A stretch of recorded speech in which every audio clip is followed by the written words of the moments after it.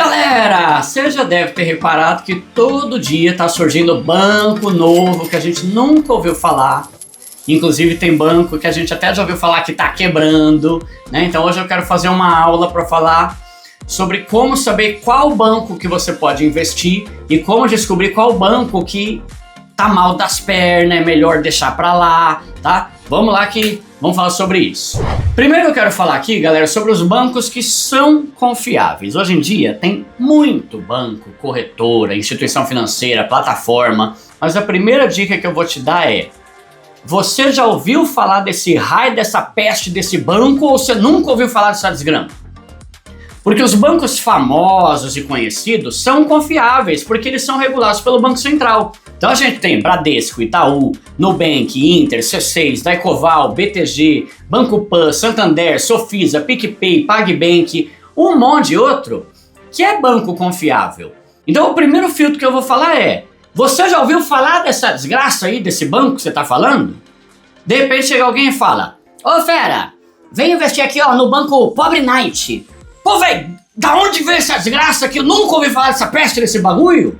Você é louco? Ou então chega um e-mail: invista agora no PJK25. Da onde veio isso? Foi criado ontem esse negócio? Entende? O primeiro filtro é o filtro da relevância do banco. É um banco conhecido que todo mundo já ouviu falar e que tem presença na mídia, na TV e tal? Aí a gente já fica mais tranquilo. O maior problema é quando surge uma plataforma, normalmente é plataforma, né? Que, cara, nunca se ouviu falar. Pensa comigo. Se você estivesse andando na rua e de repente aparecesse um homem falando pra você investir num banco que você nunca ouviu falar, você ia dar o teu dinheiro pra ele? Não, claro que não. Então por que quando a coisa é na internet você acredita? Primeiro critério aqui: cuidado com plataforma estranha, site estranho, instituição estranha que você nunca ouviu falar. Outra coisa que você tem que tomar cuidado é o seguinte: hoje em dia tem muita empresa financeira se passando por banco sem ser banco.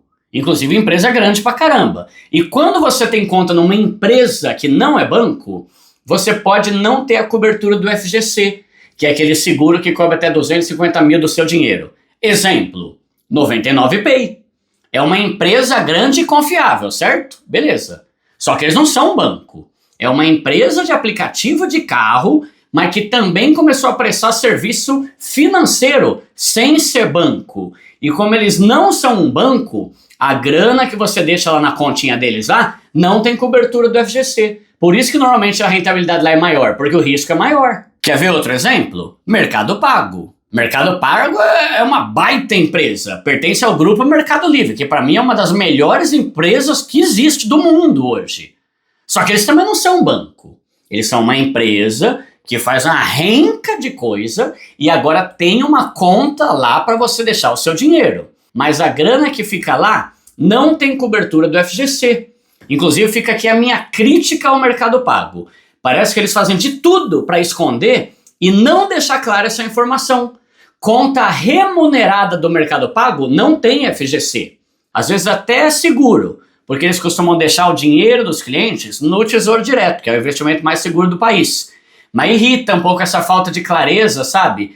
Até no Reclame Aqui, você vai ver, os caras fazem de tudo para não responder e deixar claro que não tem FGC. Então, coisa importante: quando for um CDB, aí tem o FGC, porque todo CDB tem FGC. Mas quando é uma conta, tipo conta remunerada, continha que rende não sei o que lá, isso aí normalmente não tem FGC nessas instituições aí, tá? Por exemplo, se eu deixar o meu dinheiro na conta remunerada ou na conta turbinada lá do Mercado Pago, não tem FGC. Mas se eu investir no CDB do Mercado Pago, aí tem. Tem muita empresa que está começando a oferecer serviço bancário, principalmente as chamadas fintechs, né, que são startups na área financeira, que podem até ser boa, mas se não é banco, seu dinheiro lá não tem cobertura do FGC, que é um benefício que vai ter naqueles bancos que eu falei no começo do vídeo, porque ali é banco mesmo. Outra coisa importante: tem muita gente que tem medo de banco digital.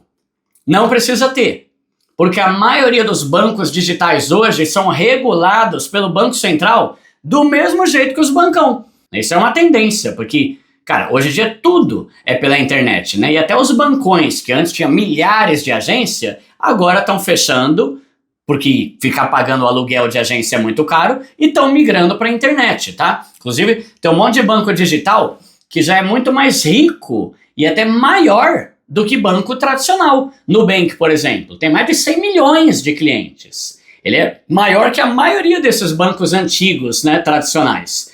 Pega o caso do Sofisa. Sofisa foi o primeiro banco digital do Brasil. E no ano retrasado, ele foi eleito pela Forbes o banco mais seguro do Brasil. Então, não precisa ter medo de banco digital. Tem medo de banco sem vergonha, que surge do nada e ninguém nunca ouviu falar. Agora, vamos falar sobre corretoras, tá? Esses princípios que eu tô falando também valem para elas. Hoje em dia tem um monte de corretora para você investir seu dinheiro, tanto em renda fixa quanto em renda variável. E o mais importante é saber de onde veio essa corretora. Por exemplo, a gente tem umas corretoras enormes, famosas, bilionárias, XP, Rico, BTG, Genial, Clear, Orama, Toro. Tem empresa que nem a Avenue, a Nomad, que dá para você comprar dólar.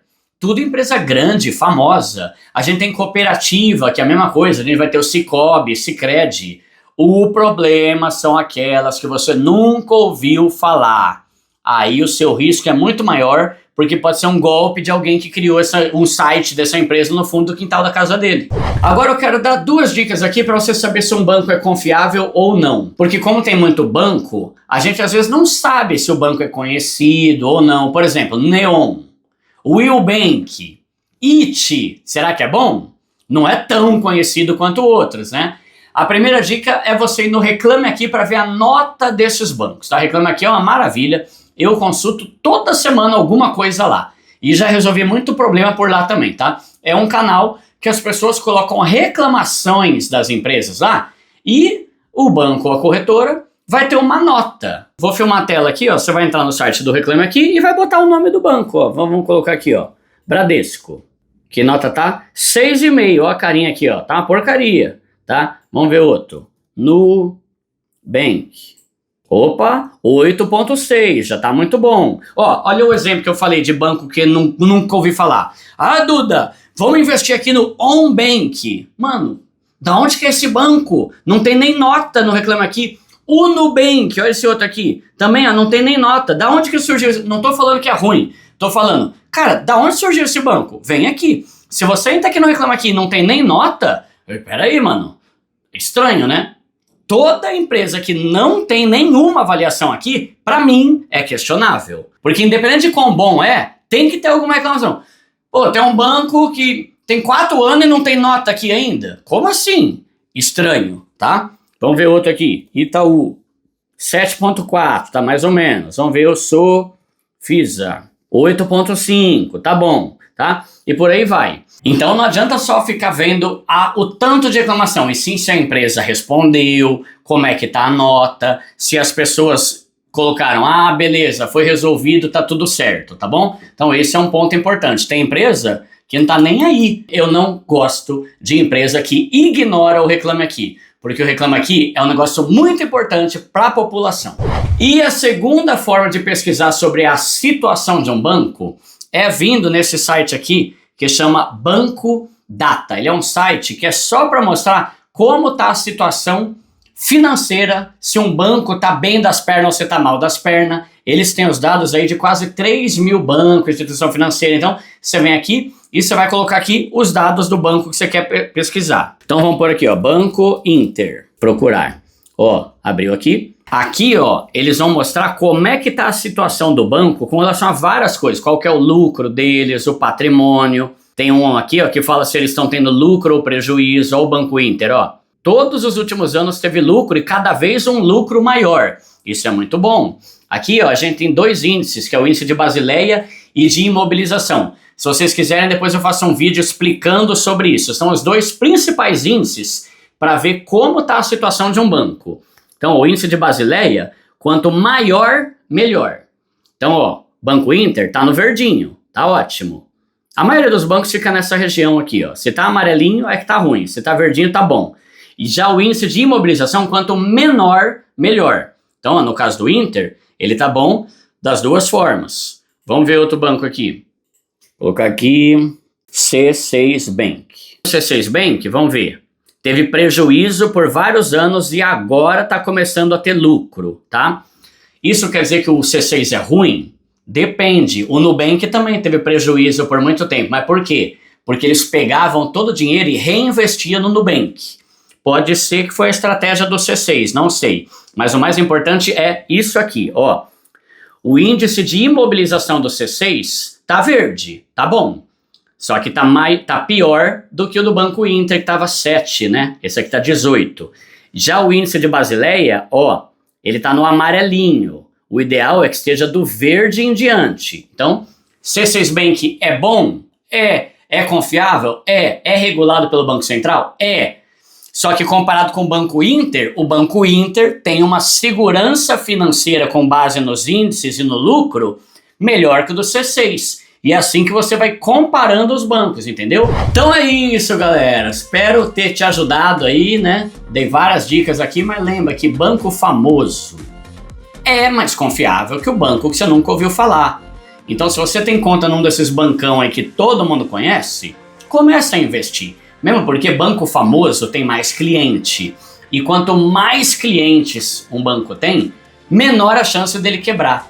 Por quê? Porque se der ruim, outro banco ou o governo vai intervir para salvar aquele banco lá. Que nem tá acontecendo aí o rolo do Banco Master.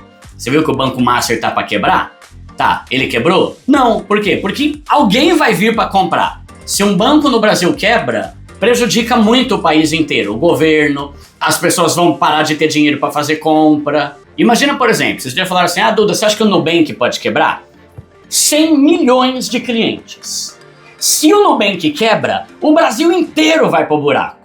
Imagina que 100 milhões de pessoas e de empresas, de repente, não têm mais acesso ao dinheiro para pagar as contas, para fazer compra, para pagar imposto. Por isso que no Brasil é difícil um bancão quebrar.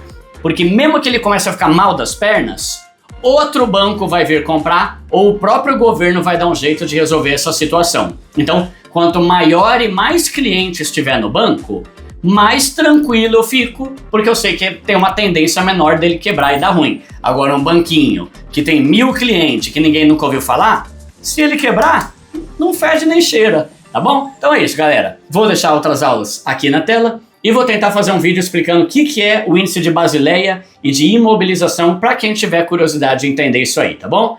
Mas começa a investir. E aqui tem uma aula, uma live completa ensinando como fazer isso. É nóis!